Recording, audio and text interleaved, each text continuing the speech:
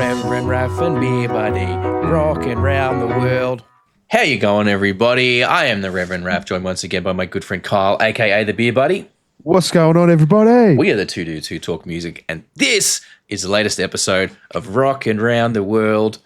Yeah. Where we bring to you amazing bands from all across the world. But before we get into that, we drop 6 videos a week over here. If you like reaction videos, podcasts, band interviews, all that kind of good stuff, you should, and if you have fun and you've watched a few of our videos and enjoyed them, it'd be really appreciative if you could consider hitting that subscribe button and maybe hop over and check out our Patreon. Just a couple of bucks a month. We know everyone's asking for you to join their thing, but honestly, like a couple of bucks a month to help us absorb some of the costs of what we're doing here, that'd be great. But anyway, we are diving in today. So Rockin' Around the World is our series. If you haven't seen it by now, go back. There's a ton of episodes to watch at this point. Some good episodes. There's some really, really cool stuff that we found. But the whole point is we take this little map here, click on the randomizer, try and find a band from somewhere around the world that we maybe aren't normally experienced with finding bands from. And then we find a band and go and check them out. Listen to them, give you our thoughts and feedback as we're going through. It's pretty loose, pretty chilled out. We try to avoid like bands from the US and Canada and Australia, bands that we're a bit more familiar with, and we try not to repeat countries that we've already done. So we hit the randomizer a few times. If we can't find anywhere, we're just going to pick a country that sounds interesting and try and find something from there, basically. So let's get into it. Let's hit that randomizer and see what we can get, shall we? Come on, buddy. Let's see where we go. What have we got? Stoner band from Surrey. Nah, UK. Nah. Sorry, guys. Come on. Give us something random, please. We will get around to doing those countries, but probably towards the back end. Yep.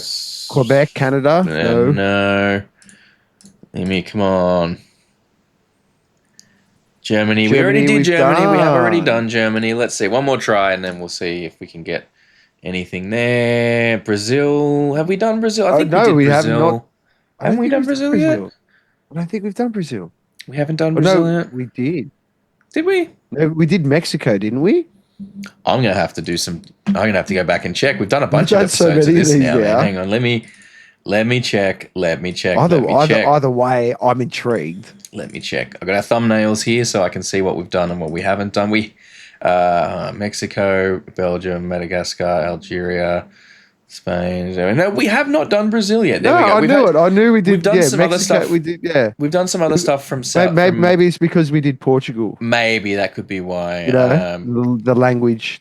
Possibly. So, look, we are going to find something from these guys.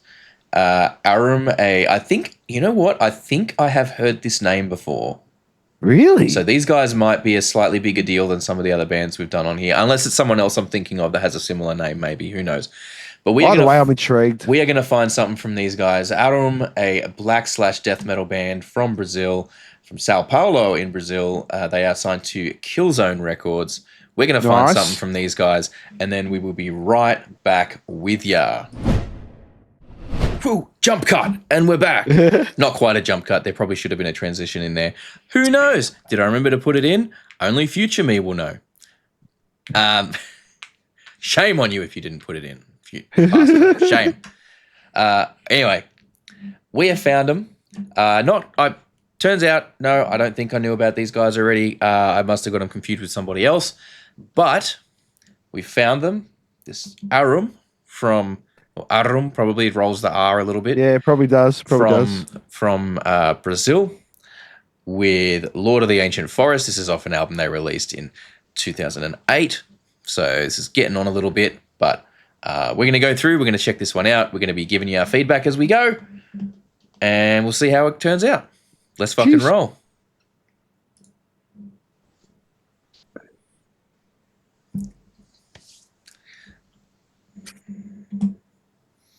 Hold on. Oops. Audio wasn't coming through. Let me try that again.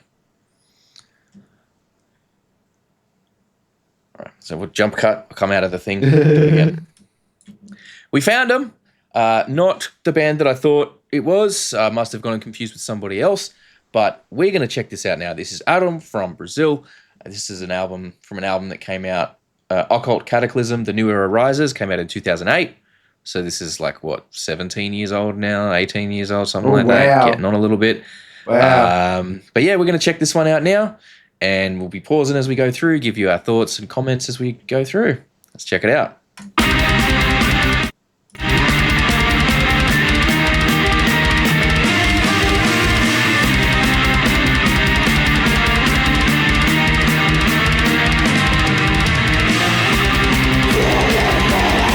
Whoa.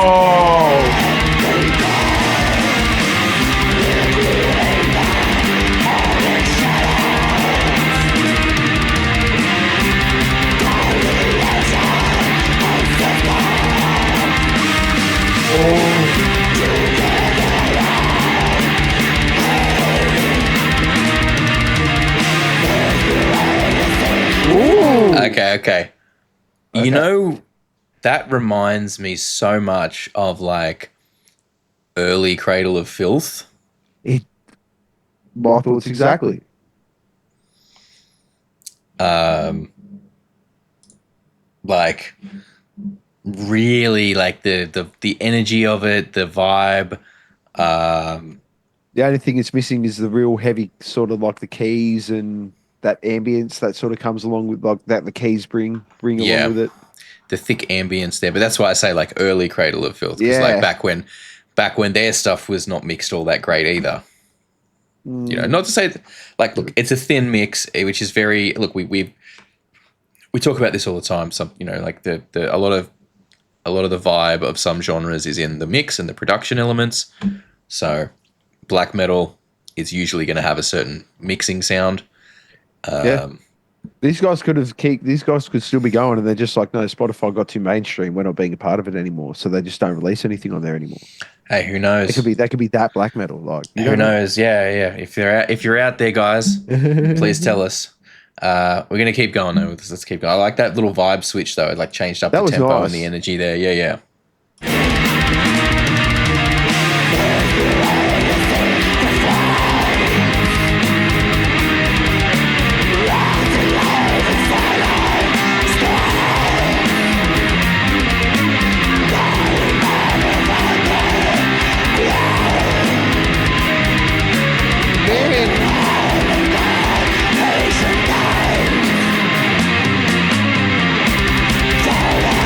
You know what? I think it was the fact that it went into that waltz vibe, that like, well, the sort of 6/8 link. 1 2 2 1 2 2. Dude, for as thin as the mix is, I got to say, like, I can hear everything pretty well.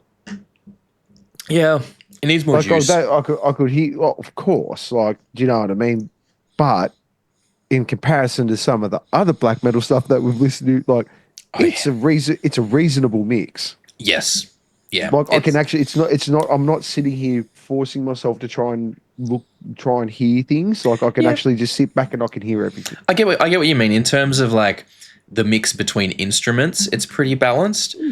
Overall, the EQ mix though is like extremely thin. There's not much low end happening in there anywhere. But look, the producer isn't winning best production or anything like that. No offense to whoever done it, but yeah, we know it. But you know, this is the thing. A lot of bands, you know, work with limited production budgets, especially a lot of the bands that we're going to come across in this series with so many bands in the world.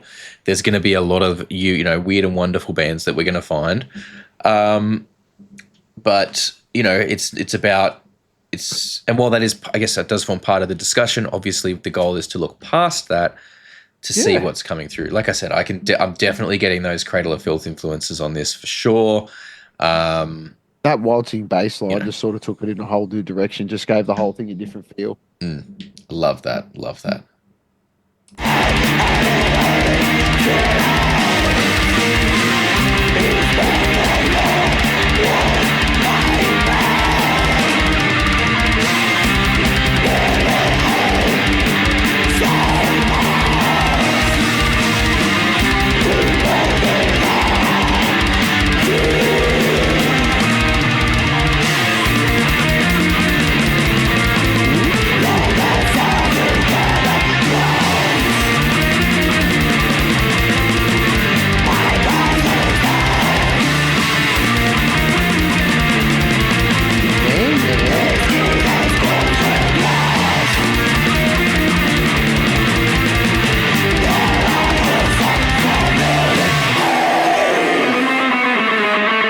Man, they keep switching the vibe up with this as I it gotta, goes through. man.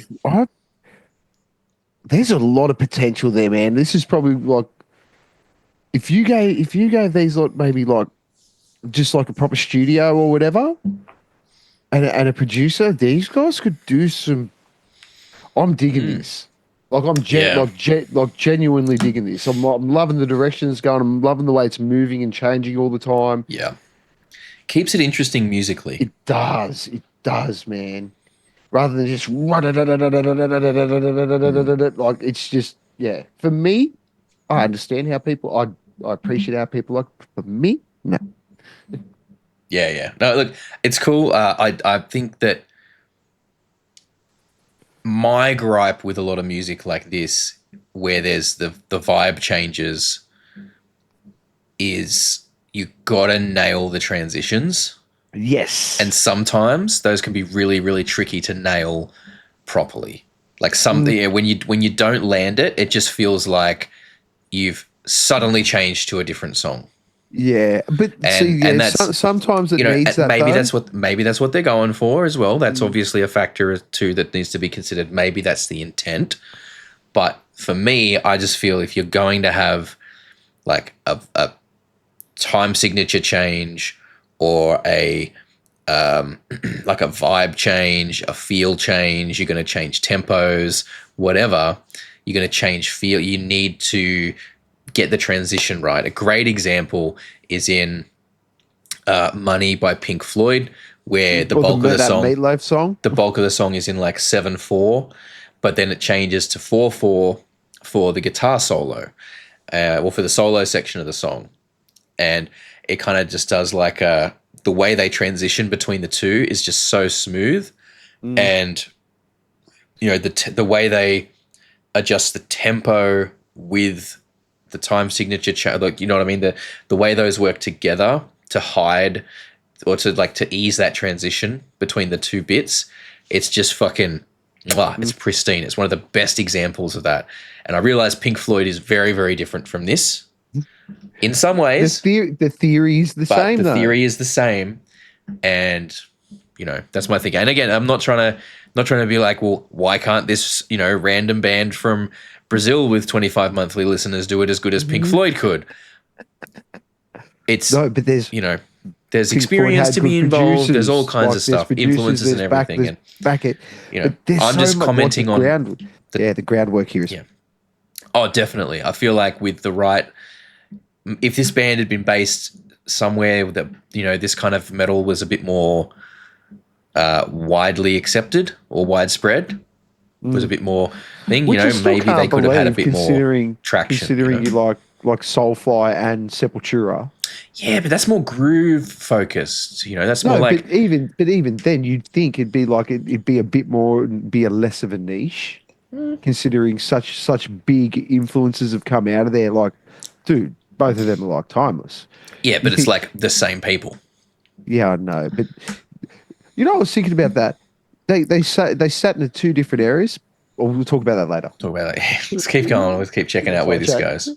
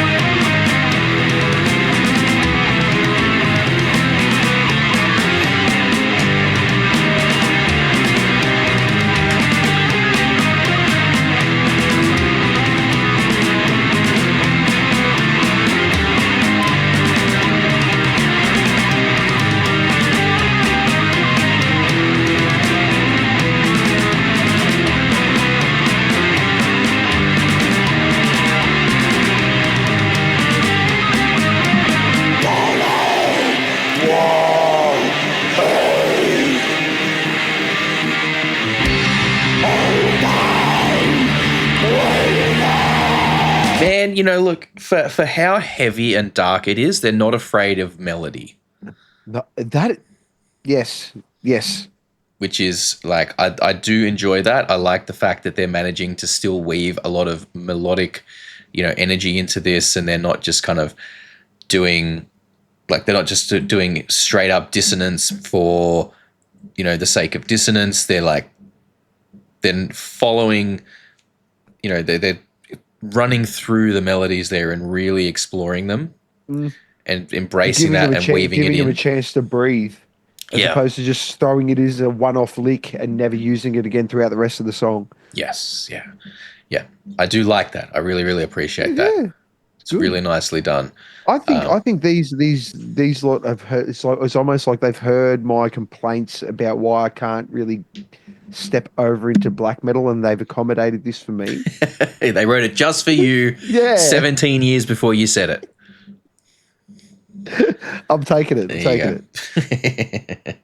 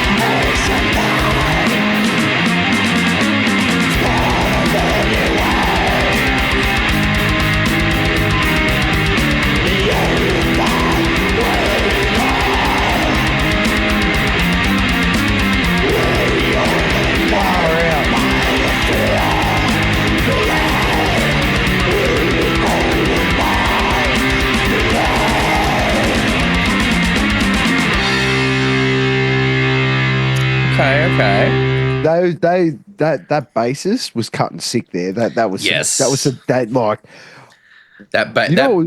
bassist was providing bassist was providing a lot of melody for like a lot of the melodic underpinnings for the song, which is very standard, but it's especially well demonstrated here when everything else is. So one thing I will say, like I know I've sort of talked a lot of shit about the mix in this video, and I'm not trying to like talk shit and like anything like that. I'm just commenting and critiquing the mix is how I sort of look at it.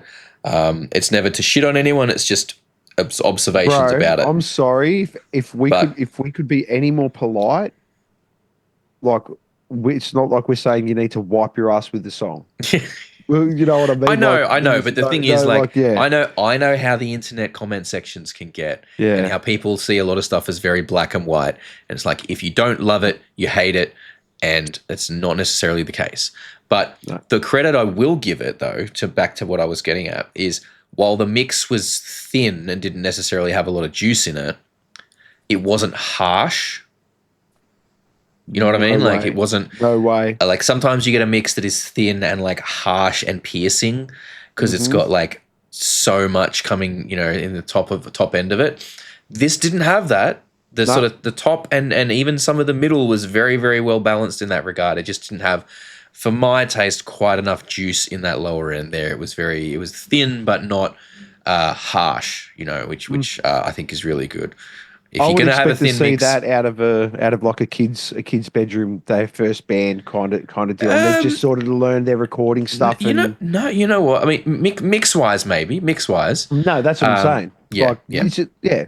Like this is this is not to try and discredit whoever did the production on it. It's our like comments and observations on the mix. It's literally all it is. But if I could find my first CD, my one didn't sound any better than this. But one thing that was great on that, there was movement within the vocals from left to right. They were panning.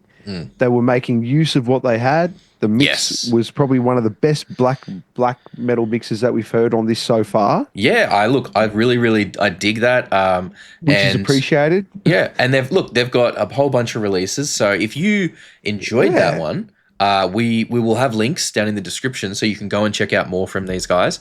They've got a few different releases across the 2000s. So, hey, plenty for you to go and check out from them.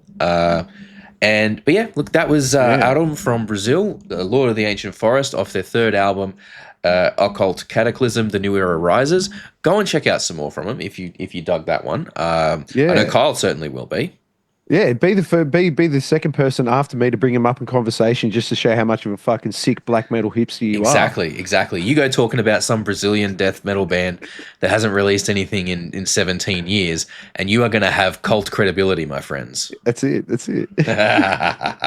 Anyway, that's all from us for today. That's all for Rockin' Around the World today. If you liked today's video, give it a like. If you didn't, downvote the shit out of it. I have been Reverend Rav. He is the beer buddy Kyle. That was Arum from Brazil. If you've watched this far, you're absolutely amazing. Thank you. Thank you very much. And we'll catch you guys next time. Stay cool. Peace. Thank you so much for hanging out with us today. We really hope you had a good time. If you did, please consider hitting that subscribe button and the notification bell down there. It helps the channel grow. We are still a fairly young channel and we like to try and grow our audience all over the world. We do also, for those of you who are interested, have a Patreon. It's just a couple of bucks a month. At the moment, you get all the videos early and ad-free, but we are working on ways to increase the value of that and make it a bit more enticing. So don't forget to keep an eye out and check back on what's going on over there. Other than that, thank you so much for your time. Enjoy the rest of your day.